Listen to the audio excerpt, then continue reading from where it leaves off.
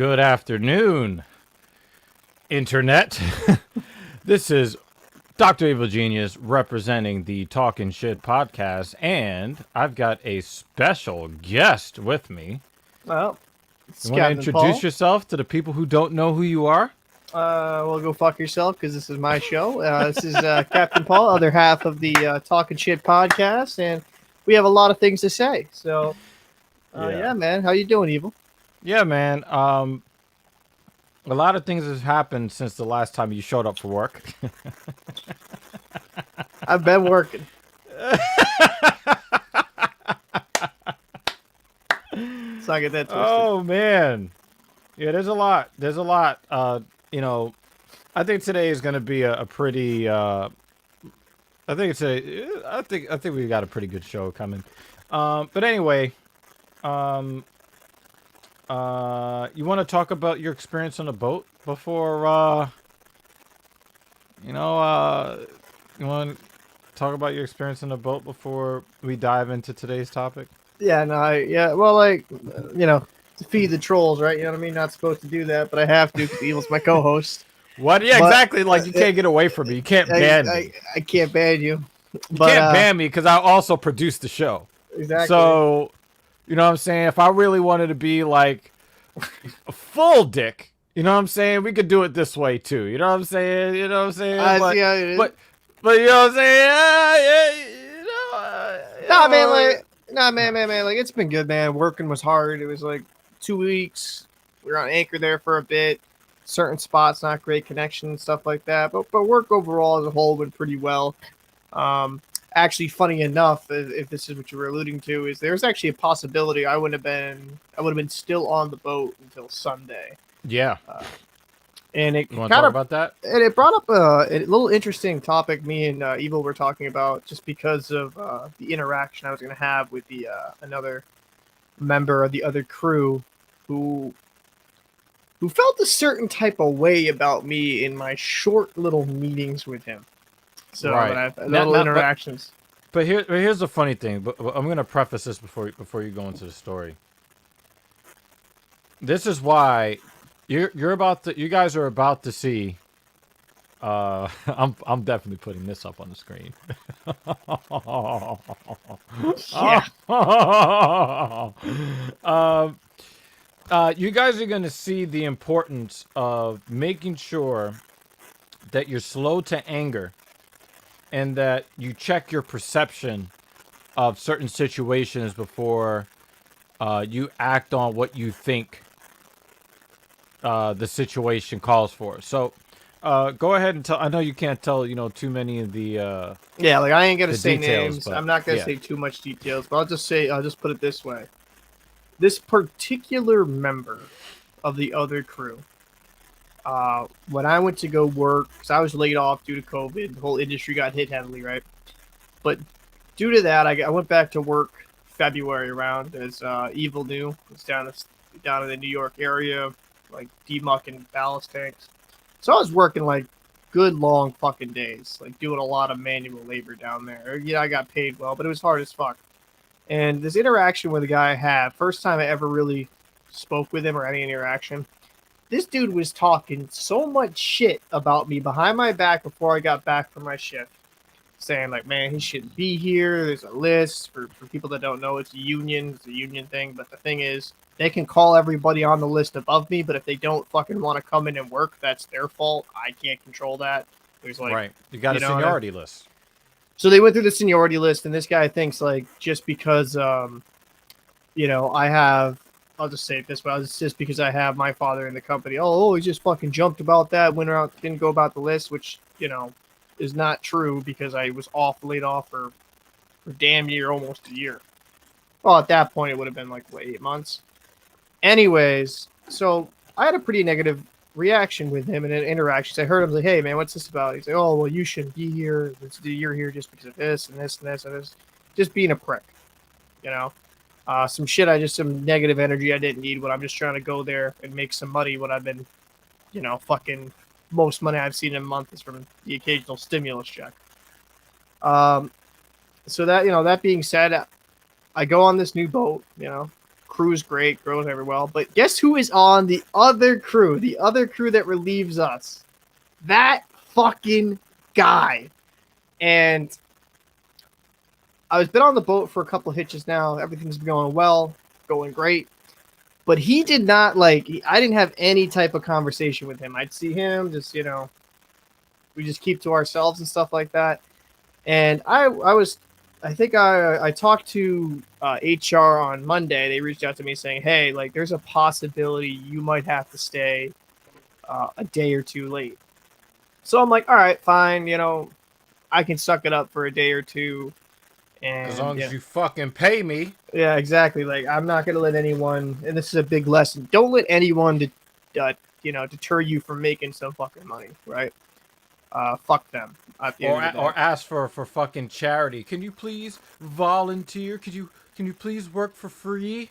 Yeah, no, fuck that. You get That's paid. labor socialism. So Okay? like for me, so I worked there. I was like, all right, I'm probably gonna stay a day or two. A job comes in, and it's like, oh, our next port's gonna be fucking Jacksonville. And I'm thinking in my head, I'm like, wait a minute, Jacksonville, bro, I'm gonna be on this boat for another 4 more fucking days. And I'm like, until Sunday. And as Evil knows, I had an anniversary while I was on the boat. I had plans this upcoming weekend. I do got no time for those fucking bad vibes. I had plans for this upcoming weekend with my girl. I was gonna go spend time with my girl, chill, have a good time. And I told him, I was like, hey, bro, I told HR, I was like, hey, like, I have plans that I spent like $700 on, right, for like a couple nights and stuff like that, and other stuff. I paid my fucking money. Like, this boat's going down to Jacksonville. I'm fine for staying on for a day or two because that's the agreement. It's not like I fucking planned the goddamn thing around like Thursday. Like, when you're on boats, you don't do that. You wait for a few days and you schedule it because sometimes you'll lose a day or two. That's just the nature of the beast of my fucking industry, right? So, fine. So you're scheduled for 14, but you could end up on there for 17. Exactly. So, usually like the Friday, Saturday, that's safe, right? Because if you crew change on a Tuesday, 1, 2, 3, you know what I mean? Like you're giving yourself enough leeway if some shit happens or if you get holed over in a port. So, like when I heard I was down in Jackson, I was like, listen, like I gotta get off this boat. First off, I don't like the motherfucker on the other crew. And secondly, I got plans I spent money on. So like, unless you're reimbursing me on this, makes no sense. And they knew that they were going to need a new deckhand because the other guy, he got bumped up to mate. So they knew there was a hole. And I'm thinking in my head, I'm like, yo, you had 2 weeks to hire motherfuckers. And like, and I'm not going to say my particular salary, but like with my amount of money, people are dying to get into this company. So like, it's not like people aren't like chomping at the bit to get a spot because when you go to the company I work at, most people work there 30, 40 years because they treat you that well. You know what I mean? Like it's one of those companies you fucking die at. So I was getting especially if it's man overboard. Oh yeah, exactly, dickhead. But I think so like I talked to HR and then I'm like in the back of my head I'm like, man, do I have a day or two I could deal, man, but if I have to deal with this motherfucking cocksucker like for 3-4 days and he's just talking shit or being a complete hard ass because he does actually have that reputation around the company. So like, long story short, I get called, HR calls me, oh, found your relief like a few hours before crew change. I think I talked to you. I don't know if I actually messaged you, Evil, but like I was like, yo, they found me a fucking relief, thank God. So I was able to get off the boat on time. But the weirdest thing happened. Me and this dude, I see him at crew change. It was like a complete 180 how he treated me, bro. He was like more than nice, very complimentary towards my family and all this stuff. Couldn't be a nicer guy. Like it actually threw me for a fucking loop because I'm like, yo, is this the same guy? Like, what? Like, is this the same dude? Like, same dude talking a ton of shit. Like now he's like, he's all being complimentary and all this stuff and asking how I'm doing, how the family and all that. It was like one of those weird situations that obviously I'm not gonna say I'm best buddies with him, but it just threw me for a fucking loop. I'm like, yo, like I don't know what's going on. I catch you on a bad day, or like did you have some type of vision of me which you maybe found out was different? I don't know. But so yeah, that was my interesting crew change story.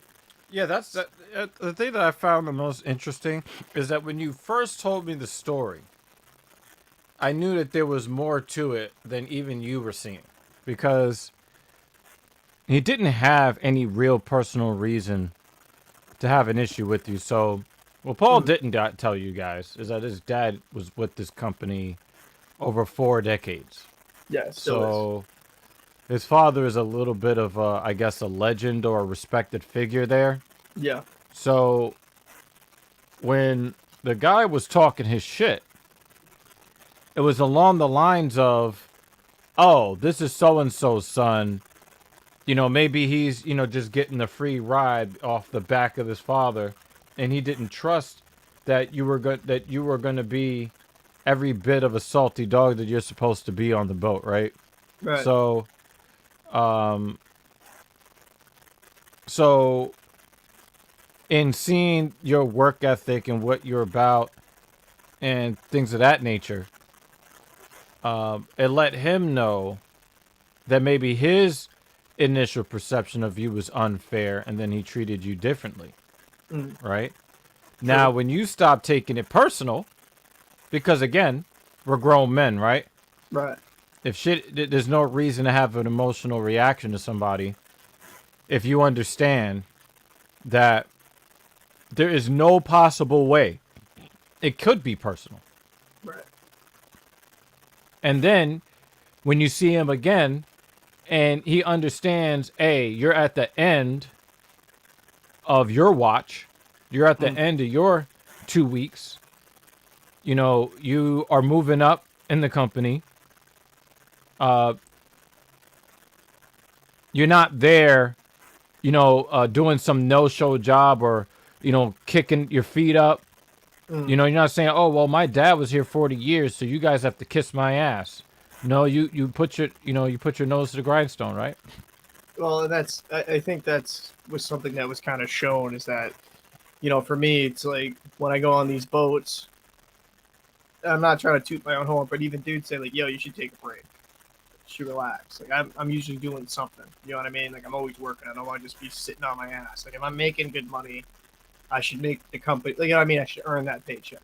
That's just kind of what I believe. Not working yourself to the stone like to death, but putting forth your best effort to kind of you know you want to be a hard worker and you want to provide. You know what I mean? So I do agree. I think some of his perspective changed because I guess I even heard some stuff from other boat. I don't know. It's a very tight community, so I've heard some positive things from other boats. Oh, you're this, you're so and so. I've heard this about you.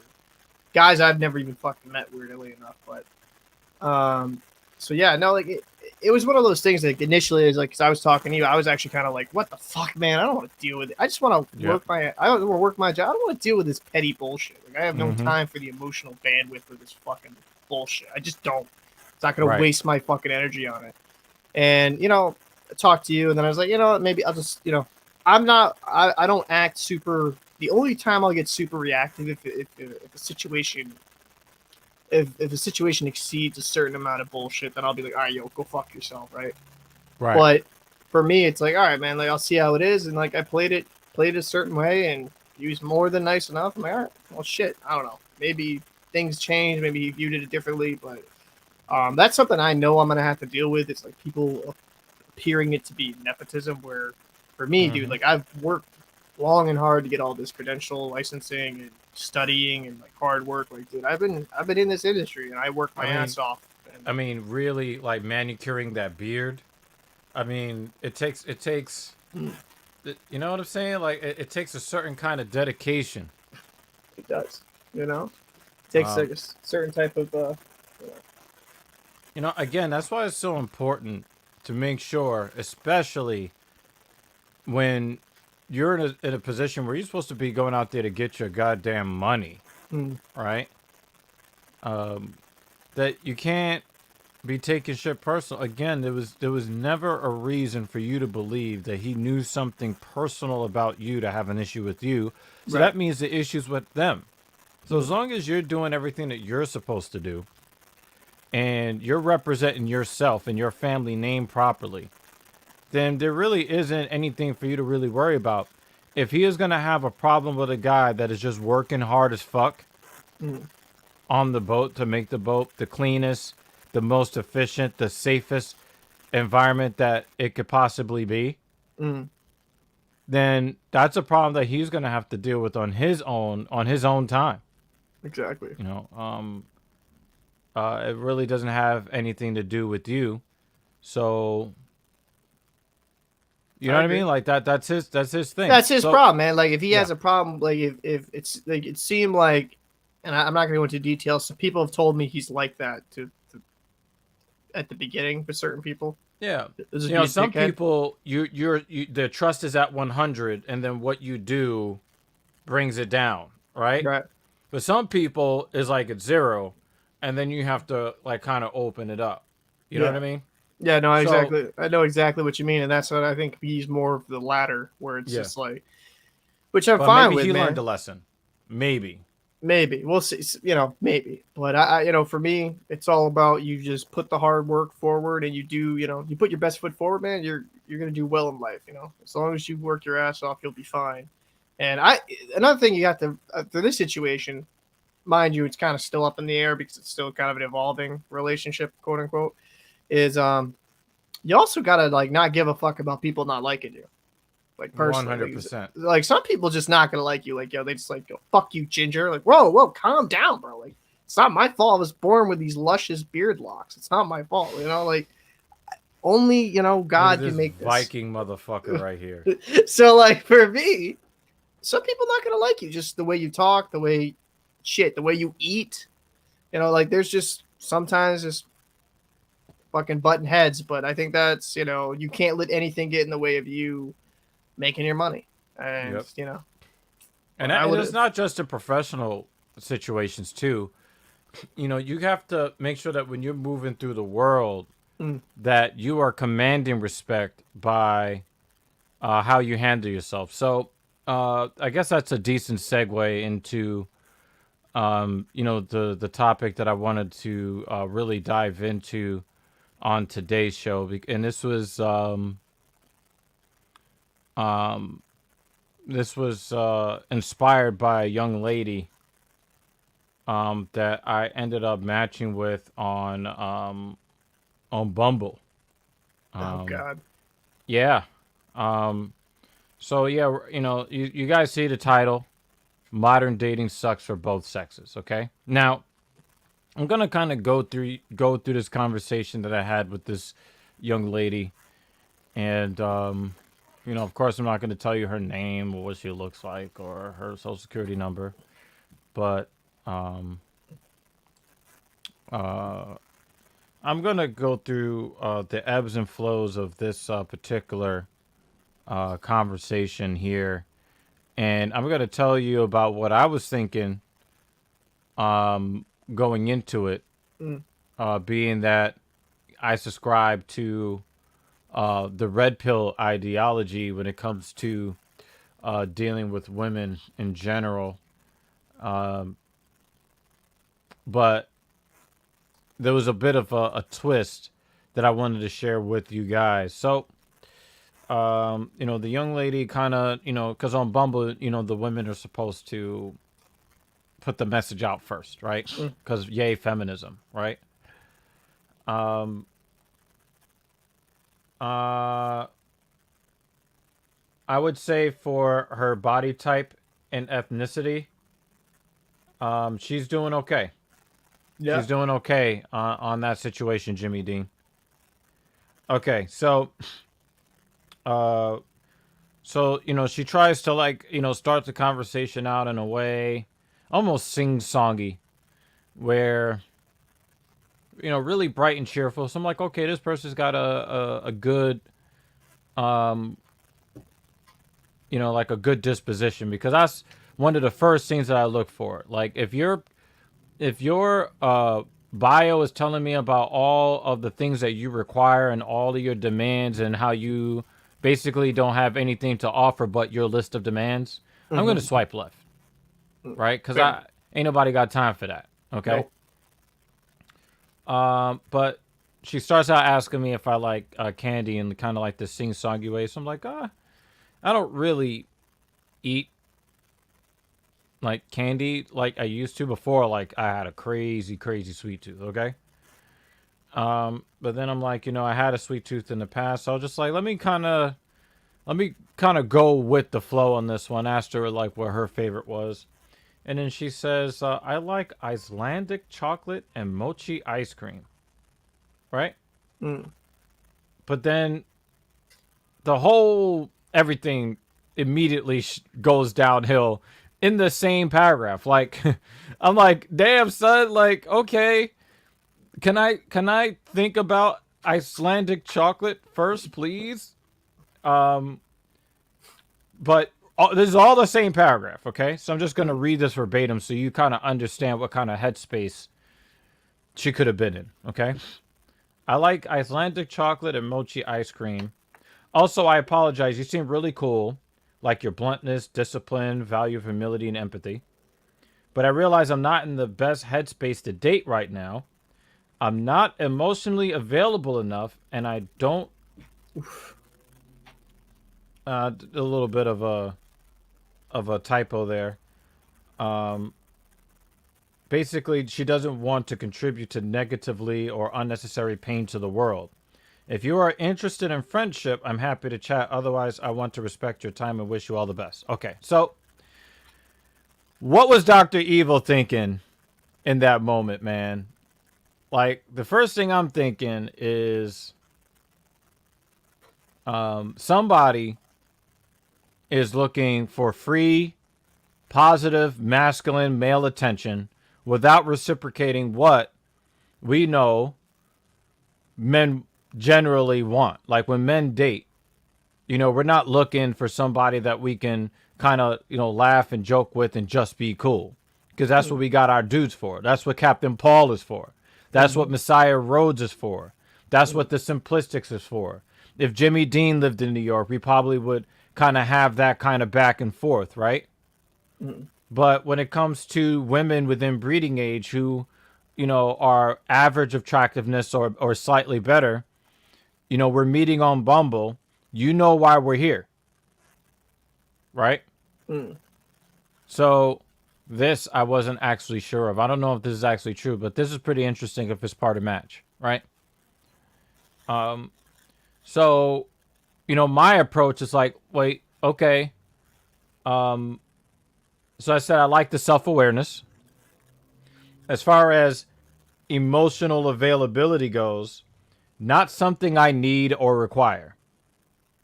Can you be cool and fun to be around? Great. Let's see what's what. If not, well, I don't know what to tell you. I've never had Icelandic chocolate before. Interesting. So, basically what I'm saying to her is that, listen, you already see in the bio, I'm non-monogamous, meaning that, I'm not looking for you to satisfy some sort of emotional need that I have. I just kind of want to get to know you, and if the vibes are right, we can go wherever the flow takes us, right? So like I'm trying to give every opportunity to let her know, yo, like, because I don't know if this person is neurotic or if they're trying to play me, right? Because that friend zone shit. So her response is, she says, I'm typically regarded as more nerdy than cool, though I'm trying, and it's a flip of the coin if that's successful or not. Mm.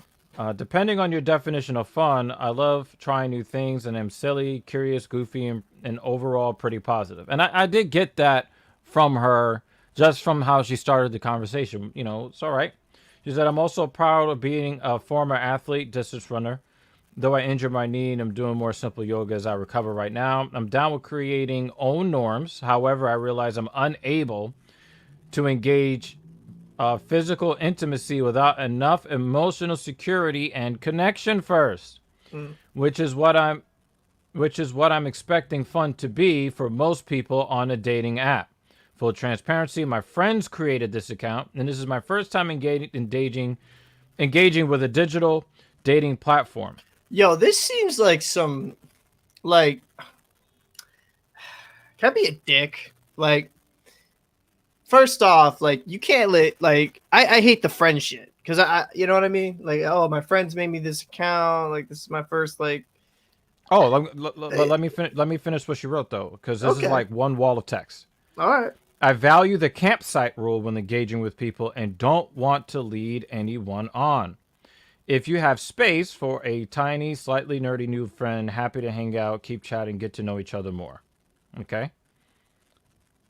So that's what she said. You want to continue to comment? No, man, like I just like for me, like the whole like, oh, my friends made me this account, and like it's not really me, or like I don't know, just I know that's probably not the intention she tried to like. That's probably not the intent behind her words, but it's just like kind of a pet peeve. Like, yo, like really, like do you have no fucking willpower, no like, Yeah, no agency as an like, adult. yo, Right. you can't make your own decisions. Like, yo, might as well feed you baby food because you're acting so fucking childish. Like, it's just ridiculous to me. And then I hate why are you on a dating app, right? Mm-hmm. And you're just looking for like, yo, if you're not attracted, just say that shit. You know what I mean? Like, oh, we'll keep Right. it moving. Exactly. Yeah, Right. keep it moving. Like, we're on a dating. We both know what this app is made for, but like, there's been like, I know from my own personal, there's girls like, oh, yo, whatever. Like, we could talk occasionally, and then they'll hit you up like, oh, yo, you want to go on a date, and then like you're emotionally like your emotions are in like a different area. You know what I mean? Like you were interested at one point, but then when they ask you out later, you're not that same point, right? Like you moved on because I don't like to like I'm not one of those people that believes into like holding on like oh maybe she'll like me down the road like that's not me. Like if it's not good, like we don't hit it off, yo, just move on, the next one. I don't know, I just think it seems like that person is extremely childish, doesn't know what she wants in life. I feel like she wants some of the benefits of dating, but none of the cons, I'd assume. I don't know. It's just very Well. interesting person to like essentially write you an essay giving you her whole life backstory. Oh, you don't even know the When's half. when's the movie coming out? And it's just like I don't give a fuck. I'm on here to like meet. I don't want to know like off the rip. Maybe this is just me personally. I don't Yeah. like someone dumping that shit off the jump. Like, yo, like hide your crazy, like hide your issues a little bit. Like, fuck, like let's get at least a date or two in before you show me you fucking like I don't know shit on the sidewalk. I don't know what demons you have. Like, don't waste my time. Like, yo, like we're trying to get like I just think so many people do not know how to date anymore. Like they're just gonna emotionally, here's a paragraph, like throw that shit at you, and just like, like it's such a turn off. I'm like, yo, like I'm trying to get to know like you, what you do for a living. Like I don't need to like, yo, at the age of 5th grade, like I just had so much traumatic stuff. Like we were playing kickball, but I wasn't picked last, so I can't date like black men because that black man was like just some weird shit. I don't know. I've heard some like weird shit online. I don't need to, and that's like I think online dating. It's funny because me and my fiance we met each other online, but my overall experience with it has been besides her, obviously, it's been pretty fucking negative because it's just some of the people you meet online. It's like, have you gone outside? Have you socially interacted with a motherfucker in person? Because it's just like some of the shit they'll dump off you right off the rip. It's like, yo, like I don't know why we're going into this type of conversation. Like, why are you on a dating website if you don't want to date? Like, that makes no fucking sense. I don't. Sorry, just I don't get it. Don't. Stupid. Papa Thunder's starting to leak out. Hey, let's take a look at some of these comments. Xenon, his the alerts are up for Xenon. Jimmy Dean is asking the right question. Right? Okay? Yeah. And of course Jimmy Dean is like, yo, damn. Bro, it's true. You know what I'm saying? Like, yo, like, don't waste my fucking time. Like, that, Right. You're nicer than me. I mean, like, listen, cunt. Like, don't waste my time. Like, oh my god, I just. All right, so let me go into my response because I think that you'll see because you know how I have a way of reading people. Mm-hmm.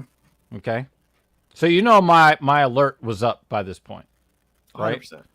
Because, all right, so and you'll see in my response, I'm sensitive to your situation and your concerns is not uncommon. I do appreciate you taking the time to thoroughly explain your position. It is a respectable one, to be sure. However, we are where we are. As adults, we understand the dynamics between the sexes. I'm a respectful and chill person to be around. It is my preference to see what the compatibility level is before determining anything. While I'm certainly not rushing to part your knees, not my style, I'm really uninterested in an engagement where possibilities are neutered right out of the gate. No pressure, but also no friend zone type friendship, if you catch my drift. I'm down to chill and get to know you on fair and open terms. Okay? In either case, I will see what this Icelandic chocolate is about because she's raving over it, and I got to figure out what's really good with this Icelandic chocolate. So so the response was something that I did not expect, and it's a response that if I were in her position, I probably would have given such a response. So I'm just like, okay, I'm starting to understand where this person's coming from because, of course, Xenon is kind of, his alert is up. Jimmy Dean, his alert is up. Captain Paul, his alert is up. All four of us at this point are kind of like thinking, okay, either this chick is unstable or she's trying to run game. Okay? So this is her response. Very fair. I'm not in a healthy headspace right now. Philosophically, I'm open and want to experience and learn new things and want to be much cooler than I am. I've been single for less than a month since my first relationship as a senior in high school. I've only been on 5 dates that turned into 5 relationships. The shortest one was 2 years. Never casually dated. First time I'm single again as an adult. In a moment of insecurity, I try to be cool in front of my friends and let them help me set up a modern dating experience. They set up my profile and started the chat with 10 people. I've been on Bumble for 3 days, and the guilt of having multiple conversations is eating me alive. While I'm so intrigued and want to do something different, want to be more modern and chill, but it hurts to judge someone on profile. It hurts to date chat with more than one person. I'm scared of actually meeting anyone. I've never had sex without falling in love, and I don't know if I can. Yo, like, man, I'm gonna have no chill, I guess, today. I'm gonna be the complete dickhead that is. Oh, she's not finished. Oh, God. Okay. So Continue. I'm so intrigued by your profile and I thought I could be cool, but I jumped in too fast and am way over my head.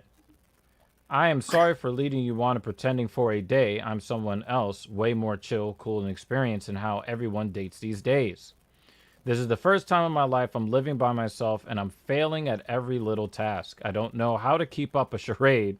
Are I you never a psychiatrist? said no to a date, which is how I ended up with my relationship history, which is why my friends think starting on Bumble would be good for me. And maybe they are right, but at this moment, I'm just deeply embarrassed and feel pretty lame. Yo, Anyhow, I'm not very chill. And with my current headspace, I don't think I can offer a fair and open terms. I'm sorry for wasting your time and sharing God, a take burst me. of drama. God, I admire your lifestyle and attitude and wish you nothing but the best. just please, just Now- end it. End it. God. Now, Like, I can't, bro. Like, all right, bro. Like, come on, man. Like, this was more difficult for Paul to be on Yo, the boat for 16 because days. I'm getting PTSD. It's just ridiculous, man. Like, I'm sorry, and I want to come off as the asshole on this show, but like, you are on a website, you make a me and my friends thought it'd be fun. Like, shut the fuck up. Actually, like, that's not what she said, though. Her I- friends were pressuring her into doing something different than what she was comfortable. Oh, but come doing. on, bro. You know when she was there, because this is my fucking interpretation. I'm not trying to put it here, but like, let's make a profile, it'd be fun. Like, you know what I mean? It's like, I get it, peer pressure, all that shit. But if you're that fucking weak as a person, I don't want to even be with. I wouldn't want to date you. Right. Shit. I do have friends that are a little bit like meek and shit like that. I get that, but like as a dating, like I need someone that has their courage of their fucking conviction, right? To me, I just see like a bunch of pity party. Woe is me. God sucks. Like, listen, I felt my pancreas tingling when you were reading that. Like I was like, "Yo." You said what? You said who sucks? No, I said I felt my pancreas No, tingling. you said woe is me, and then something or someone sucks. No, I said like, "Oh, woe is me, my life sucks." You know Okay, what I mean? okay. So like, and I was like, I just when you kept reading that, like my pancreas was just like, "Oh God, take me, please, just fucking bring me, take me." Genius, take the wheel. Dude, like I don't feel any sympathy for that because it's like, all right, you're on a website, you understand the implications. If you are that uncomfortable being on a dating website, you know what you can do? There's this thing on the settings that says log out or disable your account. They have that on every single dating platform if you do truly not want to be there. And she's like, "Oh, like I've been single for a month." Yo, I'll just be real. To me, that shows a person that is hyper dependent on other people for her own happiness, right? So you need to, in my personal opinion, I think sometimes just being single and like learning about yourself is the most important thing, right? You need to have that time and ability and that space to be able to grow within your own, become your own person. I feel like, and I've been around these girls and I've unfortunately dated a few of them. They're so like dependent. Just don't take a shit in the toilet. That's all. They're so dependent on being in a relationship for their life to be happy that they truly don't know how to be happy and confident with their own selves. Because like what she came off as is somebody that's just like she hates herself, right? Like everything, like, oh, I'm not cool, I'm not this. Like it's a pity party shit. I guess to me that like it's like, oh, like I'm just trying to get to know you. I like, like I said, hide your crazy, hide your issues, like hide the knife you cut yourself with at least to the fourth date. This like, nigga right here. Yo, like, oh my god, bro, I do not. Yo, that got dark really fast. Yo, dude, you're talking about self harm. What is wrong with you, dude? I have lived this. What is wrong with you? Bro, what is wrong with people on these websites, man? Like, you need to, like, she doesn't need a boyfriend. She needs a therapist. You know what I mean? Would you like to hear my reply? Oh, yeah. Go ahead. Okay. Sorry for going off on this. Just like, oof. Fine. I said, holy shit.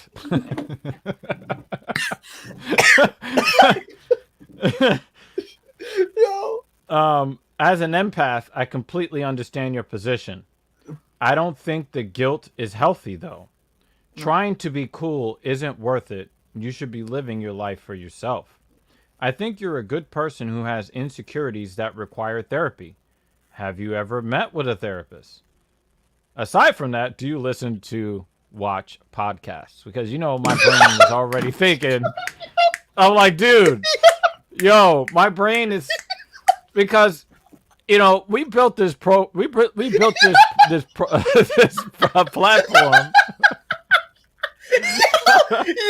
you're gonna start depression from advertisement.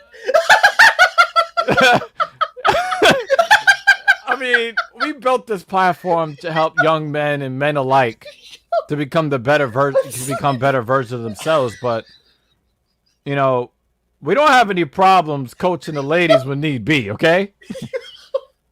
All right? You're so stupid. Did you actually plug our podcast? Yo, son, you don't if you don't know me by now, motherfucker.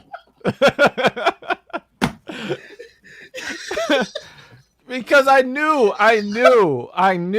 that I was gonna have a lot to say about this. Okay. Oh, I'm fucking crying. Okay. So her response was, "Thank you for being kind and encouraging. I really appreciate it. I am talking to a therapist and I'm trying to do better. No, I haven't really listened to many podcasts. Is there one you'd recommend?" So my response is. Yo. So, and Jimmy Dean, I need you to brace yourself for what you're about to hear. Okay, make sure you're sitting down. Okay. I swear to God, this is my response. I do a show with a co-host that doesn't co-host half the time because he works on a boat. Fuck you. That focuses on motivating others, mainly men, to be the best versions of themselves. Perhaps you might get some value from our podcast. This interaction has given me some inspiration for today's show. Anyway, if you're interested, I hit her with the goddamn link. If you're not here at this link, you fucking up. All right?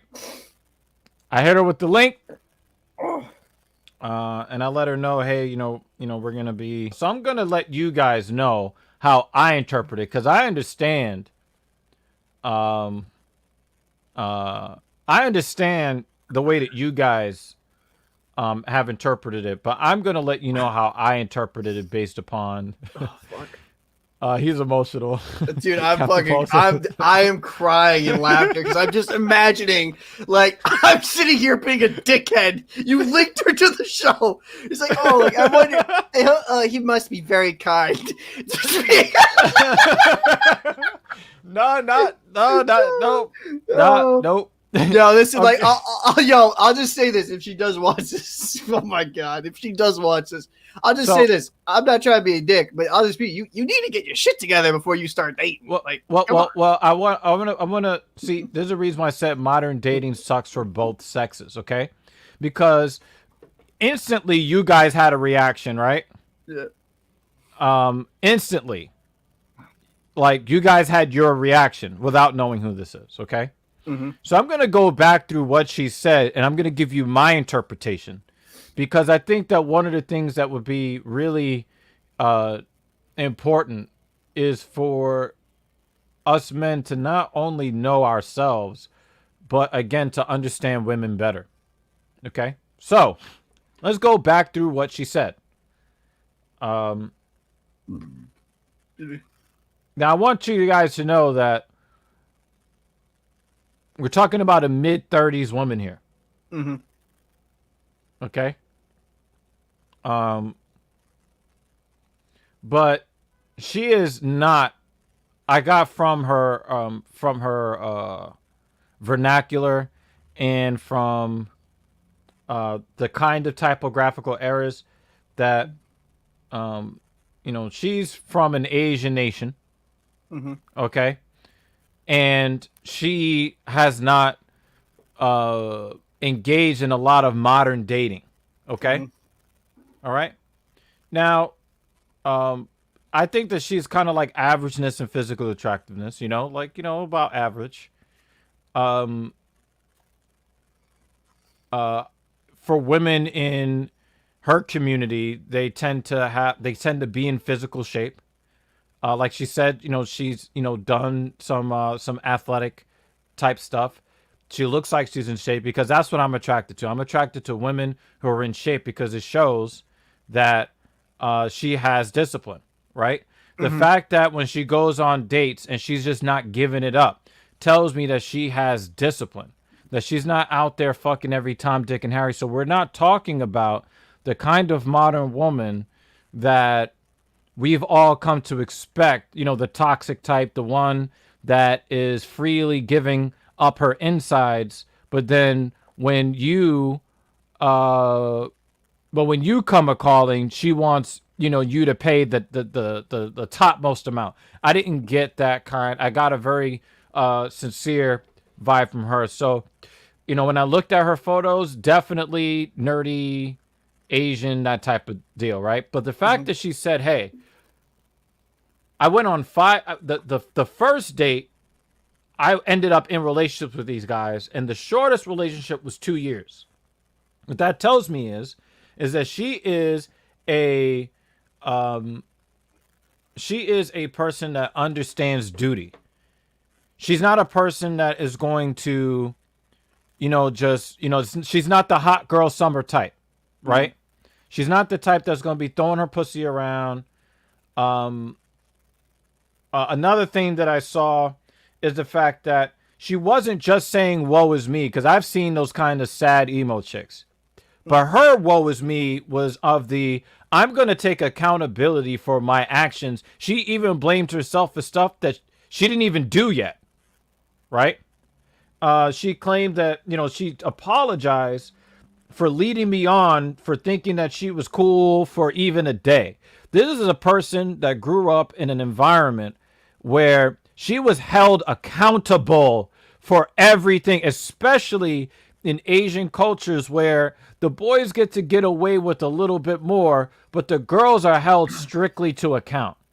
Because in some of these environments, they kind of place the young male in importance above the daughter.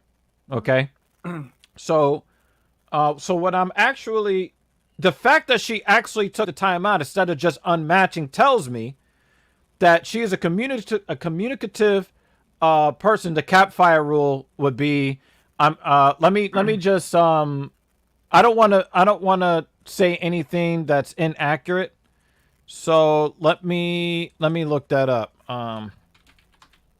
Because I think I know what that means. So like I get what you're saying. She came off as sympathetic, but and maybe this is because I've been, jaded, right, with just a lot of funny and negative interactions on dating websites. As though I do think you got to hide a little bit. You crazy though. You know what I mean? Like I think Hold just on, hold on, hold on, openly hold on. dumping on people is different. I'm just saying. Okay, so she might have used this term incorrectly because the colloquial terminology says it is referencing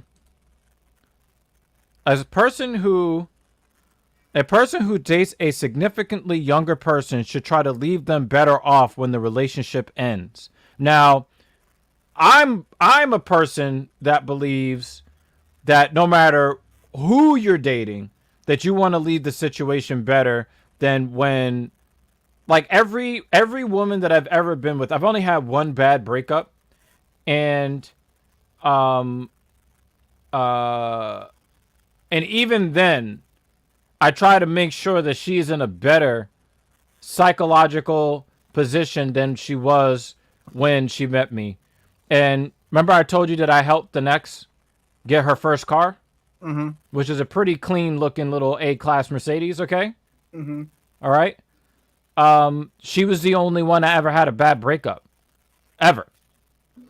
So if I'm on those kinds of terms with her today, Mm-hmm. imagine all the other exes. Like I never wish badly on a woman that I was ever with. My father once said to me when I went looking for him. So for those that watch episode 18, know that this is kind of like a callback to the last TSP episode.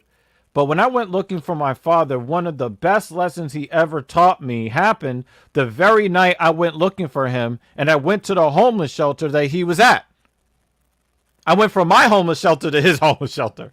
But he gave me a nugget that has stuck with me forever. And he says, if you ever loved anyone, you are always going to love them no matter what they do. So, Yeah. so, even if they do foul shit, if you ever really love them, you're going to hate them, but the love is always still going to be there. That's why the emotional response is so strong. If you think back to certain exes, right? Like some of them, like the don't shit in my toilet chick, right? You look at her as a fucking joke, but you I never do. had like a real emotional connection to her, right? But I'm pretty sure you could think about at least one girl in your past that when you think of her, you get either an extreme swooning feeling or an extreme anger feeling just thinking about her. Well, okay, so yeah, I've had definitely have had a couple of those. Like one where it's anger because of how the relationship went.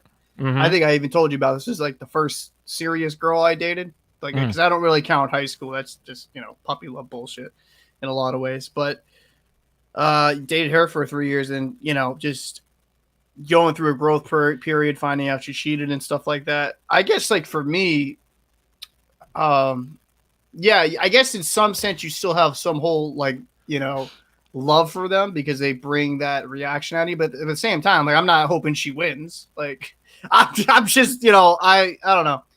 Maybe I'm more of a kind of a hard ass regarding that. I'm more focused on the present and the future. Like I don't try to dwell in the past, right? Like No, I get that. I'm not like, oh yo, like I hope she fucking fails everything in life, but like yo, like I don't know, like if she ended up getting pregnant with 10 kids or some shit and she can't afford it, like I'm not sad. Like I'm not happy. It's just, it's whatever. It's like Oh yeah, in a indifference, situation like that, I'm just kind of like, well, you know? you fucked up, So like right? literally. But I But just, me understanding that concept of knowing that if you've ever really loved anybody, mm-hmm. even if you hate them, you love them against your will, but the love is still going to be there. So Mm-hmm. I'm always about making sure that any woman that I've ever been with, that I ever claimed to have real, true feelings for, I always want to make sure that they are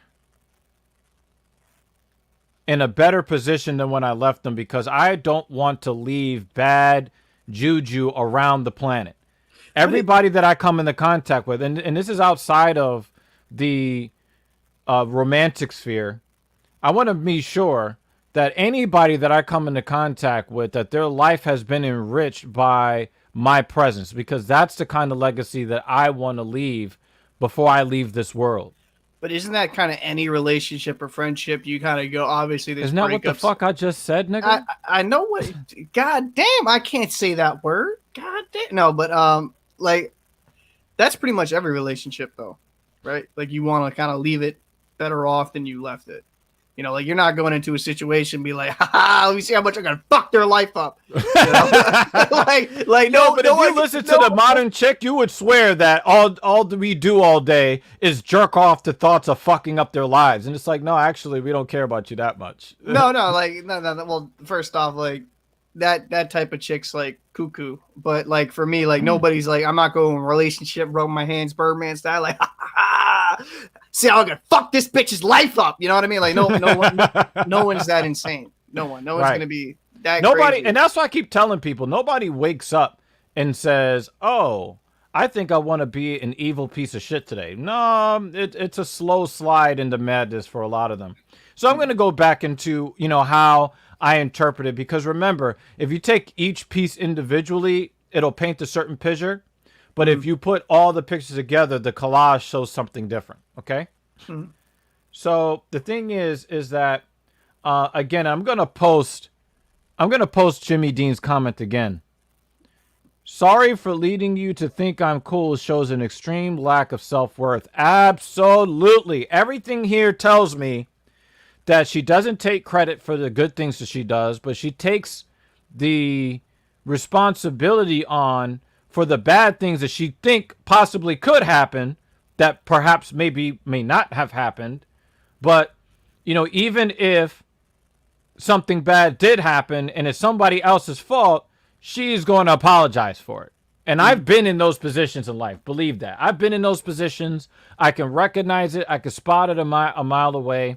This is a person who is more of a traditional woman living in a modern in a modern environment. And that's why the title of this show is Modern Dating Sucks for Both Sexes. See, when I first started, you guys assumed, oh, you're dealing with a nut job. But I knew better. That's why I let you talk your shit, right? Because the thing is that most of us guys, and again, you saw how I responded in the beginning, like, listen, understand something, like, I'm not a guy that's looking to take advantage of you. I'm not a guy that is looking to coerce you into doing something that you don't want to do or that you're not ready for. However, you're not going to give free male attention, which is valuable to you, and then think that I'm going to be cool not wanting to get what's valuable to me. But see, I don't think I'm wrong, because I think that type. I don't think you're wrong either. I just think that it doesn't necessarily apply to her. Some of the stuff doesn't apply to her. Like, because I think some of it does. I think some of it does. Yeah. Someone that has never been single, and let's get this clear. I don't think that's healthy. I just don't. Like, if you depend on your happiness being with someone else and you can't find happiness just by yourself, right? And I think that she can sense that. Like she says, she's not in a great mind space to date. And she said that multiple times. And that's why she kind of torched it from the beginning. But here's the thing, right? I am a really, really understanding person. Obviously, more understanding than my co-host or any of you motherfuckers in the chat. Okay. No. Uh, I wouldn't say but that. but do I need to rewind the tape, motherfucker? Do I need to rewind the bro, tape? listen, like, yo, you're on a dating website, bro. Like, And that's what I said. I was like, listen, we know where we are. You know, we're both in our mid to late 30s, right? We know what time it is. Is Eva right? turning simp on me right now? Like, I don't know what's Absolutely going on. not. Bro. Like I'm saying, like, but this is what I said. This is why I said what I said. I'm like, listen, because at the time I couldn't really understand what the intention was on her part. So I'm going to default to, okay, you want to meet me on a dating site and then want to talk about, hey, but can we hang out and chill? And it's like, whoa.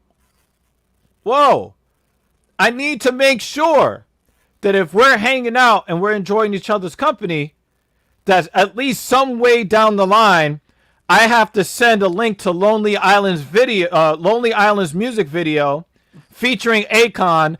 I just had sex and it feels so good. Okay, right now again, it's not like I'm just this brutish man that it's like, oh, you trade attention for sex. No. But when I sense right in the beginning, you're trying to set up a situation where you want to get something of value from me, knowing that you do not plan to let the dynamic do what it's supposed to do. And if it leads towards us doing the horizontal mambo, then it goes there. And that's why I was saying, I was like, you know, what if I met her, right? And we chilled, and I found, like, you know what? I'm cool just being platonic friends, right? Then that would be the natural order of things for that dynamic. I would have no problem with that.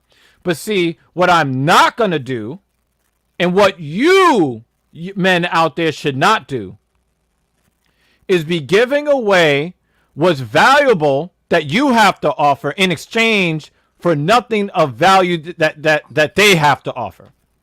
Yeah. So yeah. But the thing is, again, because I was able to decipher and kudos to her for effectively and fully communicating what her position is and where she is psychologically, and where, like, I was able to extrapolate a lot of data just from this wall of text that was not there in that wall of text, because that's just who I am as an empath. I can get to know people well from very small pieces of information. Yeah, man. As long as you ain't subscribing to her OnlyFans account or some shit, I'll let it slide. You know. Now you have to understand something. We're gonna, we might save that for episode 20, the fall of the OnlyFans model. We might get into that. Yeah, we might get into that later. But when I actually tried to interpret everything that she's saying, so check this out, right? Mm-hmm. In a very respectful way, I'm letting her know that you're not going to get free male attention from me, and then tell me, well, there's no hope for us to, because again, I didn't swipe right on you because I didn't want to fuck, because I'm a man, right? Now, if you were 400 pounds, like half the chicks on the app, then I would not have swiped right on you. So you know that there is a sexual attractiveness there by virtue of the fact that I swiped on you in the first place, right? Are you saying you're fat phobic? I'm very afraid of fat, overweight women. Yeah, I fear them. I wake up in a cold sweat in the middle of the night. I can't even perform normal daily functions because of my fear of unattractive, obese women that make demands. I have a phobia. I'm so scared of these people that have nothing to offer. You misogynistic piece of shit. Yeah. You go on with that, right? But even after I said that, she understood the fairness of what I was saying. That's true. That's true. Right? So the thing is, I understand, and thank you, Traditional something to fear. Death by Snoo Snoo is something to fear. Futurama reference. Okay? Yeah. Okay.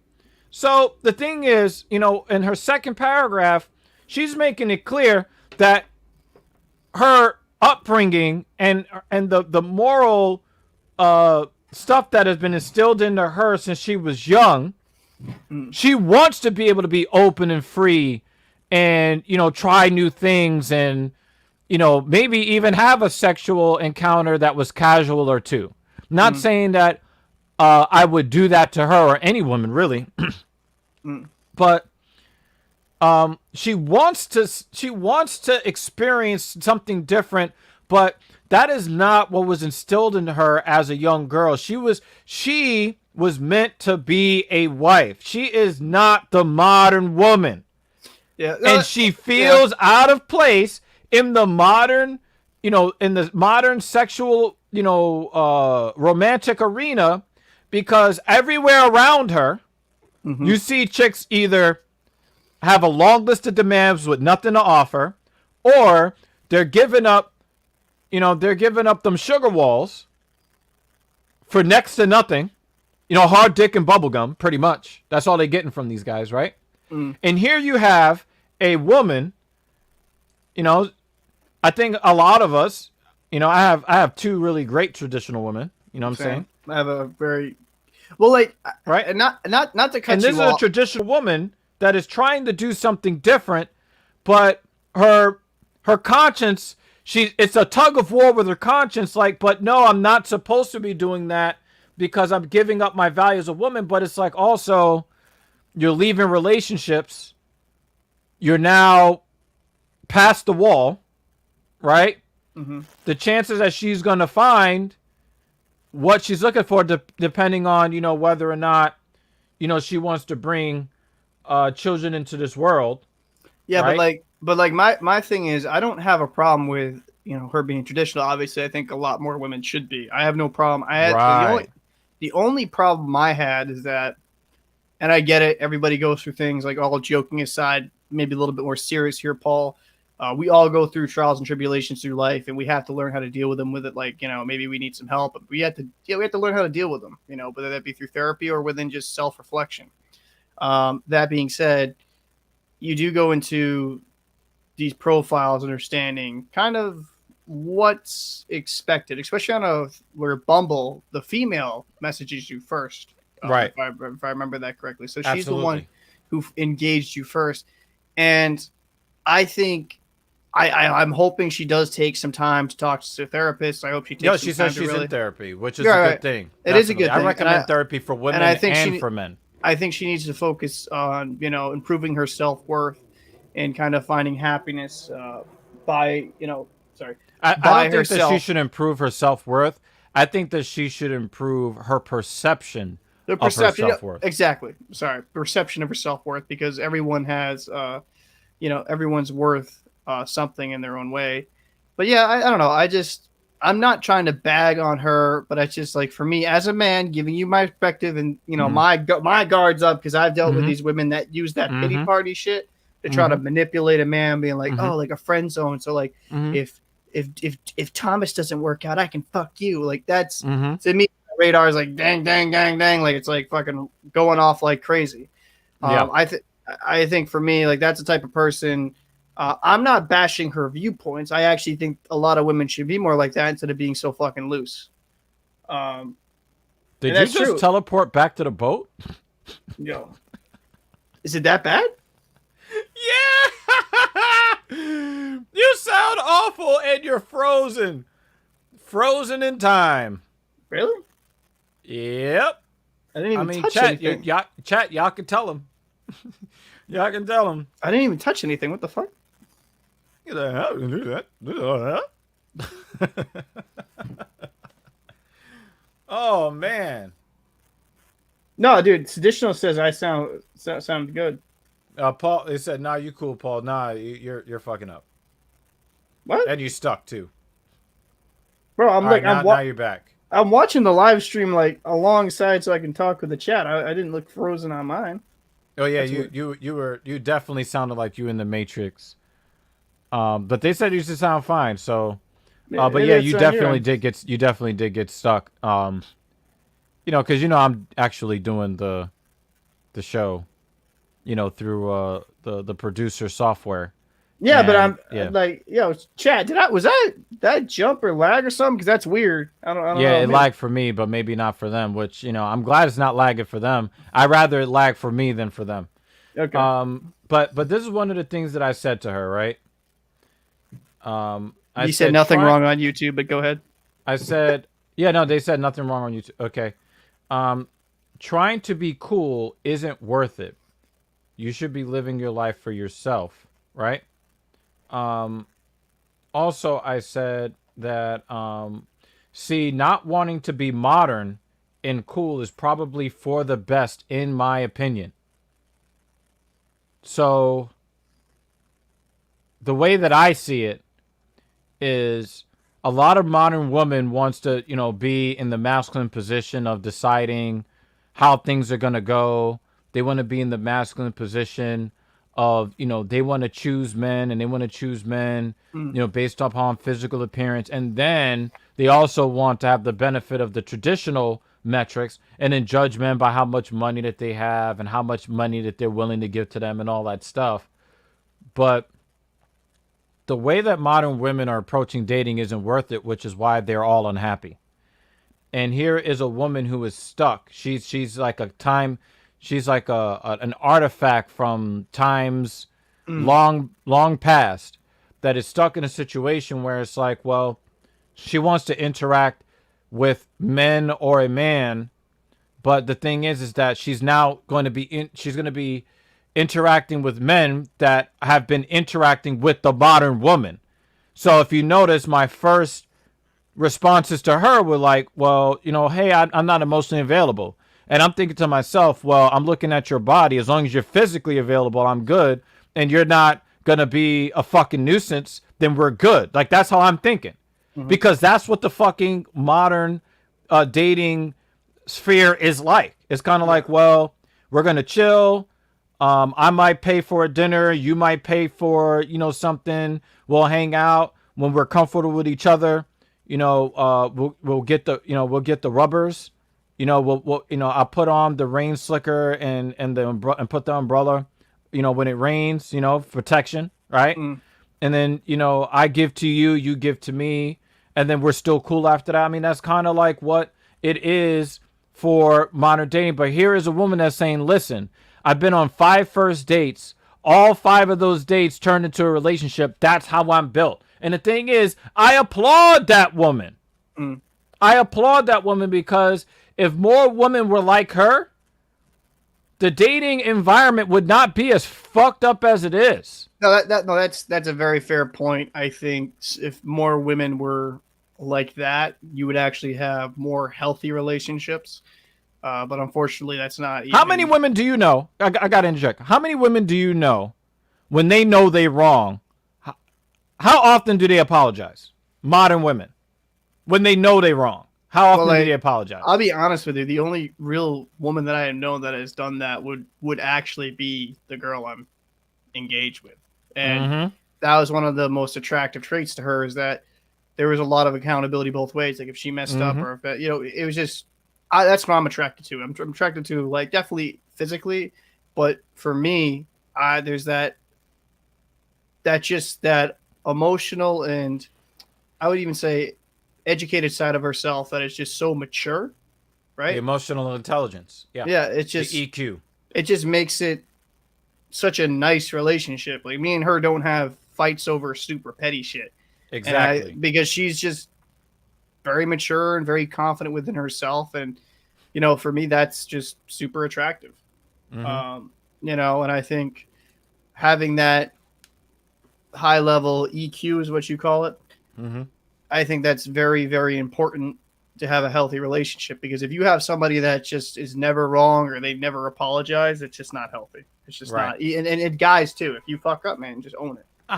How many women, modern women today, do you think actively actively listen to their conscience and say, you know what? In her mind, she was leading me on. But this is like, dude, like you just told me about some fucking Icelandic chocolate. Like, we hadn't actually gone anywhere in the conversation. Like, why are you heaping all this pressure on yourself?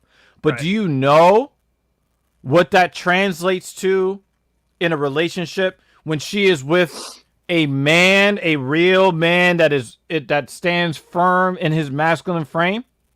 She's not going to be in a position to make a lot of mistakes. And when she does make those mistakes, she is going to do what she can to make sure that that stuff is rectified. If it means fixing what's broken, she's going to be willing to do it. If it means, you've been a pain in the ass, she wants you to know that that sloppy toppy is on deck. Okay? Right?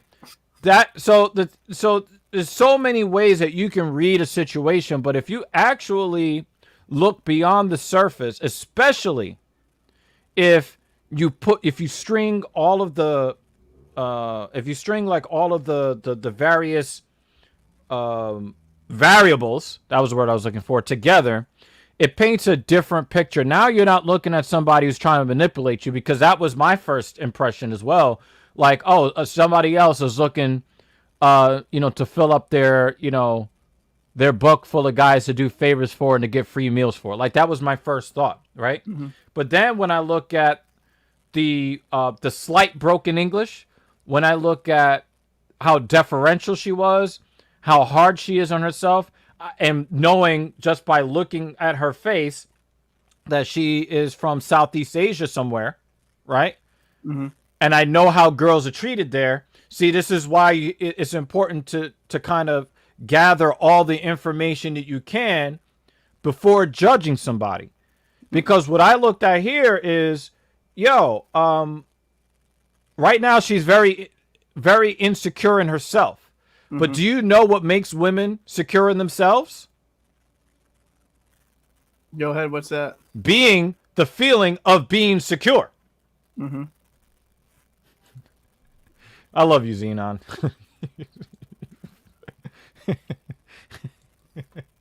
You get what I'm saying? So the modern man would miss out on a great woman like this because they're judging her by how we judge the modern woman. The modern woman is going to say some of these things in an effort to try to manipulate you. But when you actually look at everything that she's saying in the order in which she's saying and how she's choosing to respond, because the modern woman would have responded to me after I said no pressure, but also no friend zone type friendship. Okay. That is a key indicator, right? I choose my words very fucking carefully because I know by how you respond to what I say, I get to know what you're made of character-wise, right? So the modern woman would have looked at that and would have basically called me out my name, would have started spitting out a bunch of feminist bullshit. There was nothing in here that screamed womanist. Nothing in here. It was all self-accountability. It's all, okay, I know what's fair. I'm not going to try to sneak into your life like, hey, I don't think that I can do this the right way. I'm going to bid you adieu. That is the right way to approach those things. Like, if she was just on a pity party, she would have tried to keep trying to worm her way into my life. But that's not what she did. Yeah, I get where you're coming from, and I definitely agree to a certain degree. Super Curly One is seeing you for the first time. Oh, what up? So, I just think, and you can go fuck yourself. I'm trying here now, but jokingly. Jokingly. For me, I get where you're coming from. You gotta have empathy in these situations. It seems like she's a very sweet girl, right? Yeah, absolutely. So I would not mind. I would not mind, drizzling her with the that's what I'll say, right? And it's all good because we can beat this like a fucking, like a dead horse. But let's just I wouldn't mind turning her into a toaster strudel. That's what I was gonna ask, bro. Like, let's cut the bullshit. Let's get down to the real fucking shit. Only thing that matters to me is like, are you going in these sugar walls or not? Because like, listen, like, if not, bro, like, I'm gonna judge you. I'm just saying, if you're gonna sit here, stand on this fucking like, you know what? She's beautiful. She's so sweet. Yeah, like, listen, if you Hey, bring I in said the, that she was. I said yeah, average looking and physical attractiveness. oh yeah, but you defending her and stuff. So like, listen, you're her No, knight in shining only armor. I'm only interpreting what I saw. Yeah, no, I know, but You I'm know what just I mean? saying this. If you're not in those walls though, in the next month or so, I'm disappointed. I'm just saying, as your co-host, The thing is that the only reason why I left the match open is so that I can help teach a lesson to the young men and the older men and the women that come through here that that love and respect men, to understand that occasionally, not really even occasionally, he's not wrong. not even occasionally. Let's put this out there. And this is one of the things that I've been saying as we've been developing this platform. Mm-hmm. Most women in modern society are good women. The only ones we hear about are the horrible ones.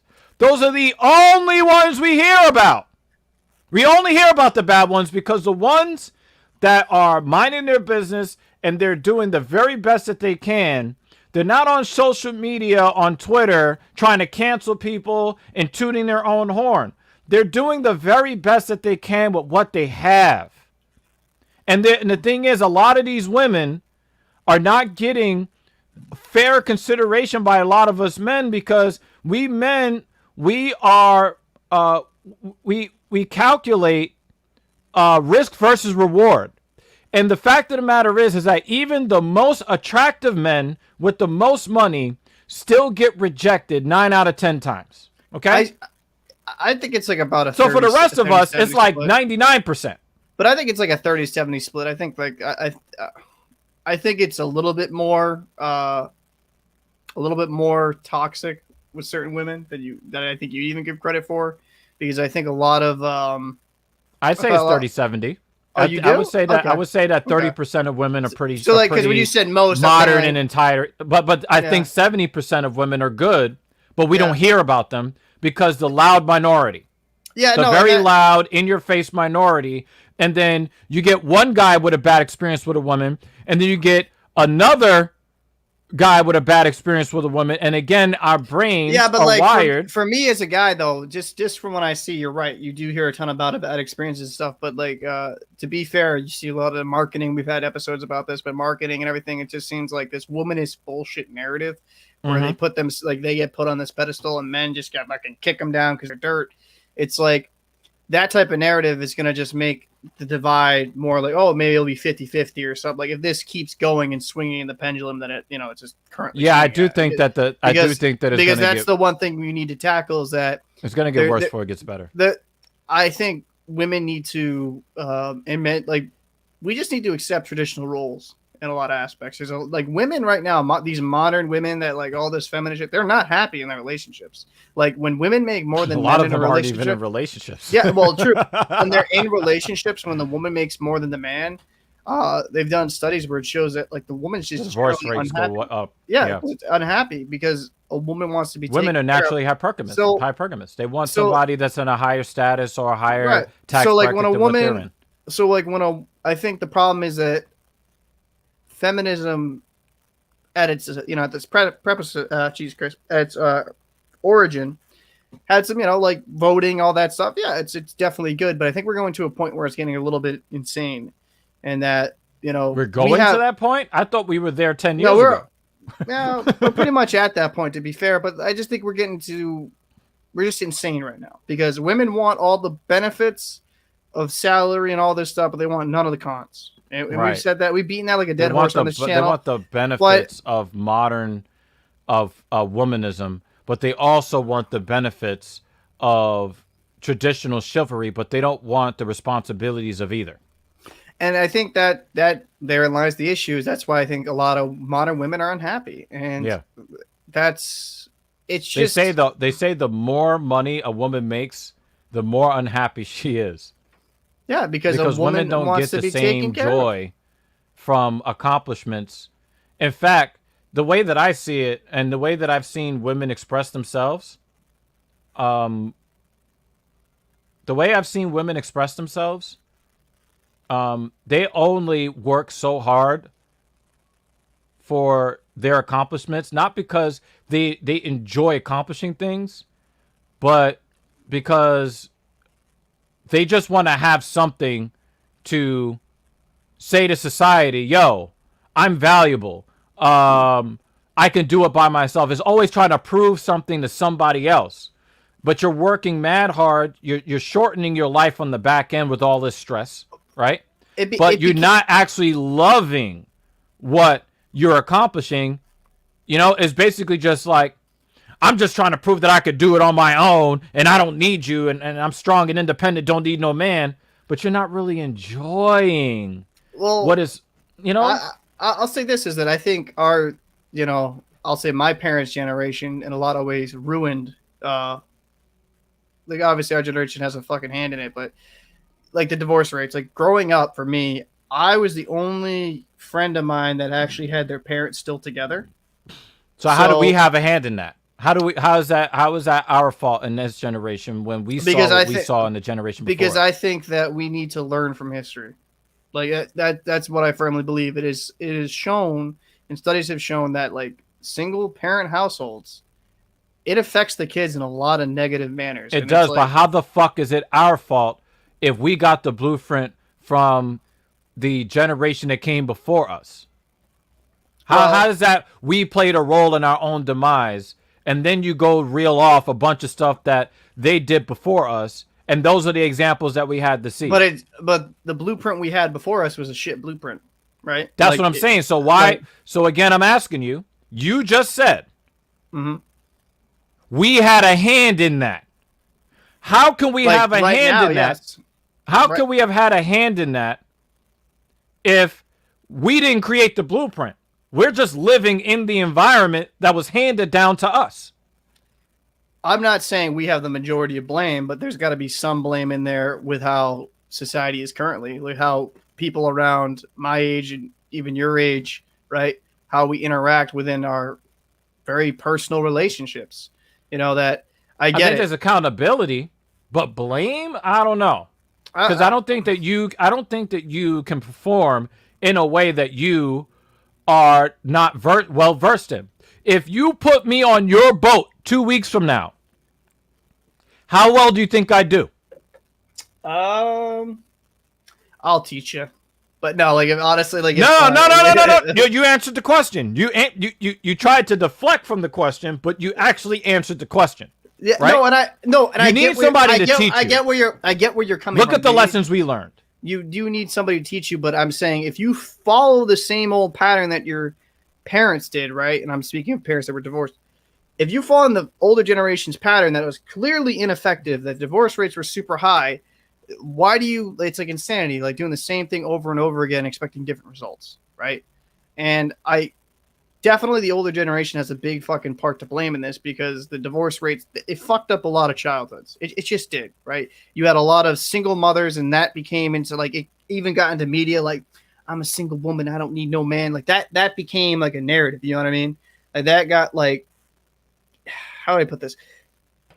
The downing of the father figure got put into a lot of different mediums in that era. Am I making sense? Like I don't know if I'm Mm-hmm. trying to sound crazy, but like got put into that like medium where I feel like I know women like modern women in this age like they like not modern women that like are extremely big into feminism. They're just like they look down on men in a lot of things. Like like they feel like they're superior in a lot of ways. Um, I'm gonna disagree with both of you right here and now for one reason. There is no way in the world that you are going to be able to perform a function that you don't have knowledge of. I cannot do surgery on your body because I have not been trained to do so. So, as you have always, and Blind Bat is right in this too, and we've talked about this already yeah, on the show. Okay, um, the examples that were set before us. See, you have both of your parents in your life, right? true. So you have more of a stable, right? I just finished bearing my soul to all of you worthless motherfuckers on episode 17, right? And letting you know what the cost was for me not having the proper masculine and the proper feminine energy and watching them interact, regardless of whose fault it is. I don't give a fuck. The result's the same, right? And you saw all of the struggles that I had, right? Right? I had a lot of trouble learning how to navigate social situations with both males and females from a child because I didn't have I could not perform basic social tasks because I wasn't shown how. That is the long and the short of it. Yeah, but so when you look at these kids today, and you see that there's no man in the house, the woman is starting it up on Instagram. How many times have you seen memes of women showing their ass in the mirror and their 2-year-old is sitting on the bed behind them? Right? No, you're not right. You're not wrong. What I'm saying, I don't disagree with you. It's very hard to navigate something when you are not taught a certain way. But what I'm saying is this: just for me personally and how I look at things. Yes, I was very blessed to grow up in a house, but look at yourself now, right? Look at you now. Look how you are in your frame. Look how successful you are, right? You kind of learned and how to it's way harder. No, I didn't learn. I had to actually be mentored. I had to be mentored. My father has been mentoring me for the last 18 years. And then I went to other sources of mentorship. I didn't just learn how to do this, folks. There is a reason why the Talking Shit podcast exists. To help mentor some of the people who are still struggling to navigate these things. I've been where you've been already, folks. If you've had trouble navigating social situations, romantic situations, professional situations, I've had those problems. And that's why I could sit up here in front of this fucking camera and talk to you guys on these subjects. But I could not do that until I learned. How do you learn? You have to be mentored. And that's how I'm paying it forward. Right? Now are your parents divorced? Me? No. Right. So you learned the right way. You learned the right way. You can mentor people on the right way that you got. Your father is so respected. 40 years in the same place. In a dirty environment where it's really difficult and the waves are probably tossing you all about. 40 fucking years. And then what did he do? He mentored you. Look how hard you work. Look how hard working of a man you are. Yeah. No, right? As a young man, you could have taken pancreatic cancer and checked the fuck out. Yeah. And did the pity party. There's a reason why my first YouTube collaboration was with you. There is a reason why when it came down to creating a show, which I know we're going to piss people off, I decided to do it with you fucking ginger. There's a reason, right? No. Listen, maybe I do take that for granted because, like I said, it's a completely different. Because that's the only life you know. Exactly. No. Don't. But don't. Hold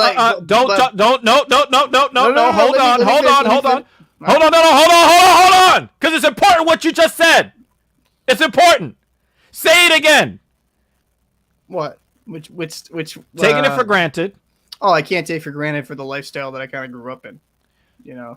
And you just made my fucking point in the inverse. But don't know what it's like. But you don't know what it's like to be around a masculine mother and a feminine father. You don't know what that's like.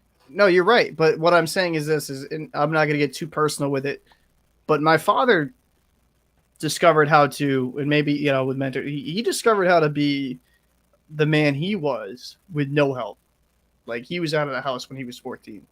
So So you think that like no men ever talked to him, no men ever mentored him, helped him along the way? No. I'm not saying that. What I'm saying is maybe blame was a poor word. I'm just saying I think as men currently in the like channels like this, right, where we have actual real discussions and like various different podcasts, various different shows, is that young men now have mentorship that they can find a lot like throughout online mediums, even in person still, that will help guide them. That's what I want us to be, guide them in the right moves, like how to move as a man, right?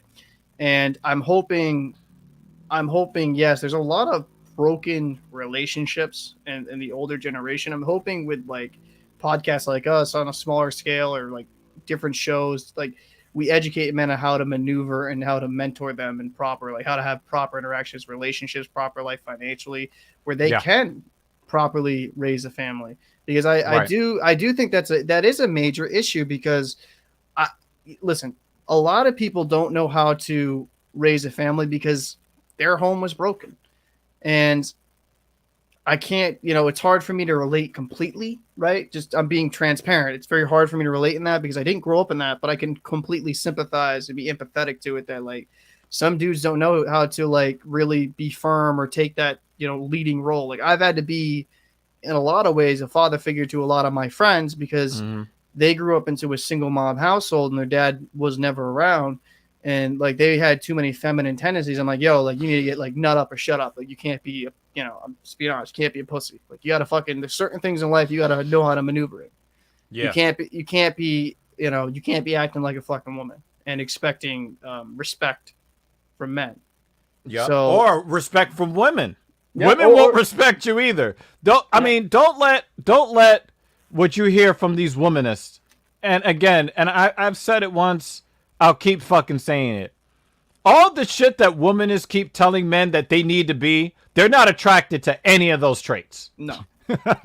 What um the one thing I'll say, and you hit the nail completely on the head, and I'll concede you're right. It is very hard to put. I'll say you can't put blame. That was a poor. I'll say that was a poor wording, but I do think we got to take just a tiny bit of accountability because there's so much Yeah. more we can learn, right?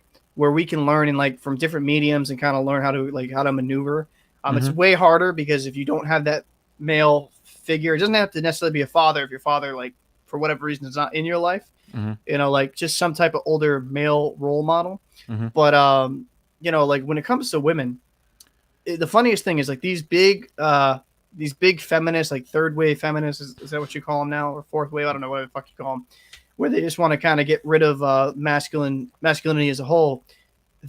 When they date those feminine guys, they're unhappy.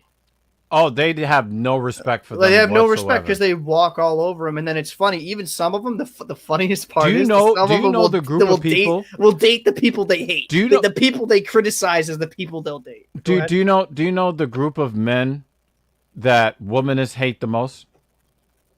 What's that? Male feminists. They hate them the most. They that's call so them true. creeps. That's so true.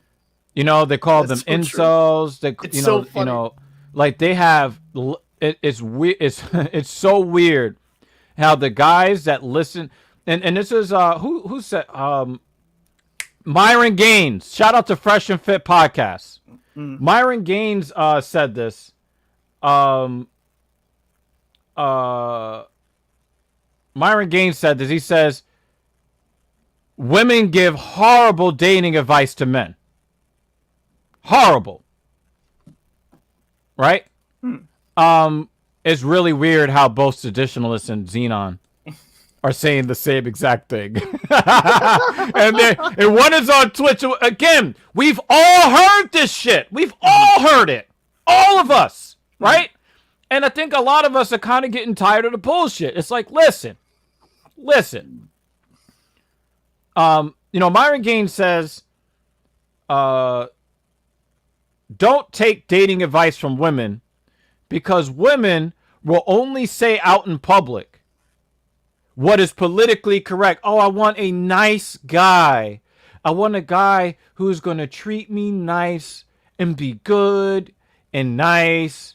But then behind closed doors, yo, he's too nice. I don't respect him. I saw this one chick talking about, She had one guy give her everything, but she couldn't deal with it because she was too bored. So, she likes a toxic relationship. You know, Mhm. like the fact of the matter is, when they talk about toxic masculinity, the real issue is that they feel toxic in their lives without that masculinity in their lives. Again, and I will die on this hill. Have you ever met a happy feminist?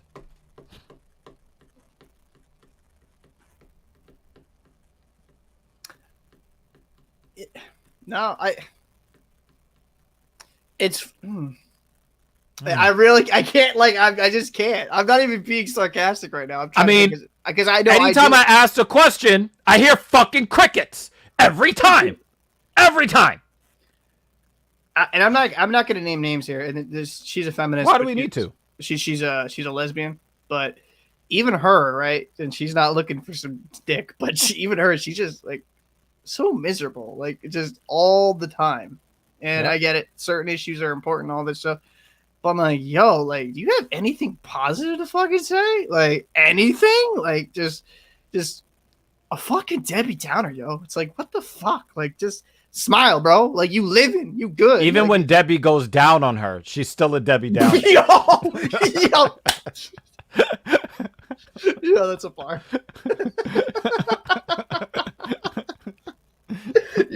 You're so stupid. I love you. So stupid. Yo. Fuck, man. Yeah, Yo, and listen, that's really the long and the short of it. And the thing is, I also have to hold men accountable in the same way, right? How many of these MG toe guys are really happy? Because every single time you hear them talking, yeah, they have freedom, so to speak, but a lot of them have a real ornery way of talking about women. Why? Because they're unhappy. No, if I was a man going his own way, right? I would not need to watch every video that criticizes women all day. I wouldn't need to do that because I'd be off on my path on my own way.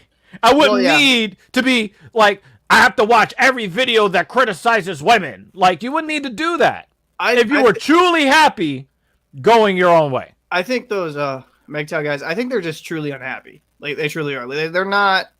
Listen, I believe that is what the fuck I just said. I know that's what you just said, but I'm expanding upon the fucking point, asshole. What I'm saying is this. Go ahead, sir. Go ahead. This is what I'm saying, man. It's like, I've watched some of their videos and I'm like, yo, like, mind you, we here on this podcast, because we are speaking to men's issues, speaking about dating and negative. Like, let's just make this clear, because I think I can say this for Evil. Me and Evil love women, like, love women. So, like, let's not get that twisted. We're not one of these people that just hate on women to hate on women. What we hate is the modern woman that wants all the pros of being a man. I don't even hate the modern woman.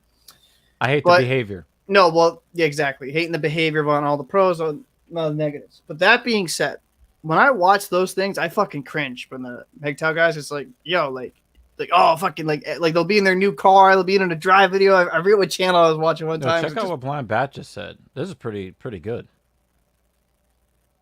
A relationship with a woman and man will never survive without outside influences. Huh. But Kevin Samuels says, single women keep women single. That's true. Right? If you're with a guy and your girlfriends are constantly talking shit about them, trying to get you to leave them. Yep. Those are the kinds of outside influences that Blind Bat is fucking talking about. I think, like, with those MGTOW guys, man, like, I don't think that's a healthy lifestyle, because I think men and women complement each other. I've said this a million times. But the thing is, they're responding to the modern womanists. It's a response thing, because these guys is being equally toxic, right? Can we just call it how it is? Is being that equally toxic? Are you any different than them? Well, I would disagree partially. Okay. As far as equal toxicity, and this is why. The modern feminist, the modern womanist is constantly out there trying to tear men down and we're gonna destroy the patriarchy, and we're gonna take over all the power positions, and even if it takes a false accusation, we're gonna get that straight white male out of the C-suite at his corporation, right? Mm-hmm. The MGTOW guys are saying, well, we see what they're doing, and we just don't want to participate anymore. You get what I mean? So I don't place the toxicity on the same level at all. Now, if you're claiming to be MGTOW and every third word out of your mouth is about a woman, then you're not really MGTOW. You're just involuntarily celibate at that point.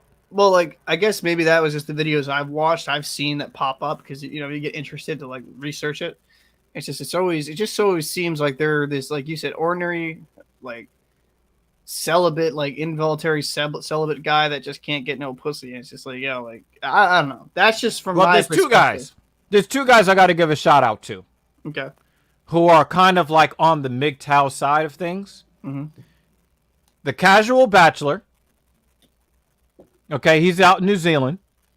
Okay, he's and Replicant Fish, who is I think in the UK.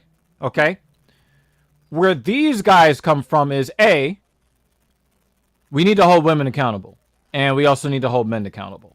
Okay, but when they're talking about MGTOW, they're like, listen, if the balance between the sexes were better, I don't have any problem engaging in the social contract between men and women. I would not have a problem with this, but when you look at this influence, that influence, how people are responding to this, how responding to that, I don't think that it's worth it at this point to engage in that because there's a lot of risk for no reward. And that's what the guys that I listen to. Okay. So like, right? I don't follow that whole group heavy, but just from some of the videos I've seen, it's just, I'm not saying all of them obviously, but like some of them, like, like you just don't just chill. There's a different kind of MGTOW too. Yeah. So you've heard of men going their own way, but there's also men guarding their own wallets, meaning it's more of a red pill than a black pill ideology. Right. But it's a red pill ideology that says, listen, we understand the hypergamous nature of women. We're just not going to be your beta cuck that gives you everything you want while you go fuck the guy you think is an alpha. We're not gonna try to pursue you before you have children, and then you go chase the bad boy who already has 4 baby mamas, right? And then you're gonna get pregnant and have children by him, and then try to say, well, I know this beta cuck bitch that was attracted me before. Maybe he'll pay for my children that I had with the guy I was really attracted to, right? A lot of these guys, beta or otherwise, are now starting to wake up and say, no, that's not a fair deal. No. And from the modern women that are making themselves known, they are asking for a bad deal. And men are looking at it and saying, you know what? So I get you after 3 pregnancies, which means that you probably put on 45 to 60 pounds from when I thought you were attractive. So if you were 140 pounds then, you're 205 pounds now. You've got all of these kids, and you want me to pay for the kids, and you're not really attracted to me, so what you really want is for you to live up in my house, eat my food, spend my money, and then I'm supposed to be monogamous and be in a sexless relationship while I take care of your kids, the kids that you have with the guy you were really attracted to that doesn't want you anymore, who's off to the next. A lot of guys are looking at that prospect and saying, you know what? I think Pornhub is probably a better time, a better use of my sperm at this point. Because, but I think if you kind of, I understand what you're saying, but like, bro, there's gonna be negative fucking options elsewhere. What, as a man, you should just know, like, all right, bro, like, I'm just gonna Who do you think avoid it that is? whole situation. Oh, he's a fucking piece of shit. I don't even know who he is. Oh, okay. Damn, he is a fucking cuck. He's a fucking. I do not like Dan. I do not like that man. He's that dude who says like, so you've never heard of this fucking loser? All right, you need to watch some stuff, and we could actually make a fucking video on him. But this is a dude that says he was like, I went to SEAL training, I went to Buds, and all this stuff, and like he probably went to Is that Buds. somebody that Joe Rogan's had on his podcast? Yeah, like dude, he's the stereotypical like douchebag is how I'd say. And his dad, his father got imprisoned for what was it? It was it tax evasion or fraud? But his father went to prison, and like mysteriously Dan Brazilian says like he won all his money, like his millions in poker. Which like it's an absurd amount, but like I don't want to speak on something that I don't want to bore you, but like You're not boring me. I'm being educated right now. but like with this guy, he's lied about every venture he's been. He actually started Ignite, like a CBD type company with smoke and stuff like that, but it's been in the red for every quarter it's been in. He's actually been using the Ignite company to stay in like expensive places, mansions. Like he had that guy from he's a grifter. That guy from Shark Tank, the bald guy. I think it's O'Leary, or he's known as Mr. Wonderful, whatever his name is. He's a grifter. Yeah, he said he was on a show saying like he owned this mansion and stuff like that. Like he's always this millionaire. He's won all these millions off poker. It doesn't make sense because like the highest earner poker, like he was like saying he made double what like the number one all time grossing poker player made in the world, like double that, like in Russia and some card games, or not Russia, but like whatever, some weird off backdoor card games. It's just like the guy that says that he has the world record for bench press, but nobody has any footage. Exactly, like it made none of the shit he makes sense, and he contradicts himself, saying he was in Buds. I went on like I was in Buds. I actually, I ran on like a broken ankle and stuff like that, which is not true because if anyone with any type of military background, the military, they own you, right? Like you're a piece of property to them. They're not going to fuck up their property and make you run on a broken leg. Water? No, it's like Ignite. It's like a smoke thing. It's like a weed type shit. Like he said he saw Ignite brand water at the gas station. Oh well, shit. Like probably. I don't know, but I just think I think for me, like this guy, he's just habitual liar. He actually had a very viral moment in Las Vegas when like that shooting was happening at that country, like that guy that was at the in the hotel in Las Vegas and was shooting people down. Yeah, I'm not even sure because from everything that I've heard from like the ballistic, there's no way that one guy could have done that. But that aside, there had to be multiple people. That aside, he said it was the same goat. It said it was the same goat skull symbol. So hold on, damn, yeah, like he's Bilzerian. So he's one of these guys that tells tall tales. And he lies about his military service, and I don't think military guys appreciate that at all. Well, it's actually funny because there's a channel like Jameson Travels I watch that he does reacts, but he's formerly served in the military, and so he retired out, and he went after him saying like, oh, like that doesn't make sense because like he was pointing out all the fallacies, like, yo, like if you are in training, they're not gonna make you run when you're broke, like when you're injured, because that makes no sense. It's more of a liability because they've invested. But people don't understand with these trainers, they invested already a lot amount of money with you. They're going to want to rehab you and make sure you're good to go. So at least until they're done with you. And at that point, they stop giving a fuck. Then after that, they stop giving a fuck. But like, right. But for me, like he was pointing out the fallacies, and he went after him saying like, oh, you're just nothing. You're this. And like, it's funny, James. He's like, you could easily prove and, could tell he was former military. It's just, that I don't know. I have a very low opinion on that guy because he's such a fraud, and the money he's. I do. Oh yeah, SEAL training is different. SEAL training, they will make you train injured. That is true. Yeah, but I'd have to, like I said, because I'm speaking from memory, but like there was something he said Like it was before SEAL training. He got hurt, if I recall correctly, and then they made Yeah, him if do you're it. like Army basic training, it's Like hard. it doesn't like what he says. It contradicts itself on so many different interviews. It's hard to keep up with what he said at certain times, Right. but it just made no sense. And I But you think just he's knew a it was scumbag. bullshit when you heard it.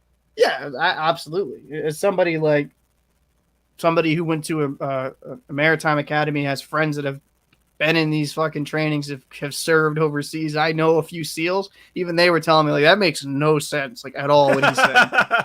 It's like I at love all. it. I love it when people get called out on their bullshit. Like, yeah, and it really only takes one SEAL to speak to Joe, and because the thing is, Joe Rogan will tell you that he's a moron, but he's not. He plays that character. Just Yeah, so he plays like, the character. So it seems like an everyday person to me and you. Right, right, and and again, it's a marketing ploy. You know what else is a marketing ploy? You know what else is a marketing ploy? Hey, guys, make sure Talking Shit Podcast LLC at gmail.com. Send us everything that you would love us to cover on the show. Mm-hmm. Follow us on Instagram at talking_sh_t. Follow us on Twitch, talking_sh_t. Follow us on, what's the other one? Twitter. Yeah, talking_sh_t. If you are on the Twitch side of things, bit.ly/TALKIN_S_HT. If you are on the YouTube side and you want to support us on the Twitch side, again, twitch.tv/TALKIN_SH_T. So we're talking about a lot of real shit. And then we're going to be talking our shit, probably just talking random shit on the next show. But we're talking real shit, valuable shit for people to hear and to know. So let's spread this shit. I can't even create a community tab for Dr. Evil Genius or Talking because I don't have 1,000 subscribers on YouTube. Help us get there, folks. And right. And some big, regarding the channel, me and Evil are actually going to be having some some other recorded content that we'll be putting up, which I'm pretty excited to start that venture and kind of releasing those videos. I mean, we did 3 of those videos. You did the boat thing, we did the other thing, and the thing with the other thing. So, we're going to have more short form videos for you guys where we tackle individual subjects. And I know that it's a little bit more, a lot of you guys are like really loyal and you'll like sit here and you'll chill with us the entire stream. And we really do appreciate y'all, but we also want to make it easier for you guys to get the Talking Shit podcast perspective on some of these subjects with some standalone recorded video. And of course, you guys can always respond in the comments what you think. And then, by virtue of what you guys respond to and how you respond, we'll talk about those in later live shows. So, yeah. So, I assume we're wrapping it up right now?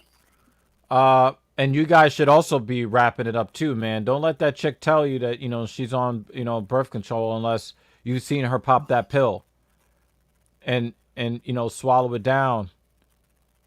Preferably after some nice sloppy toppy. Well, yeah, wrap that shit up, guys.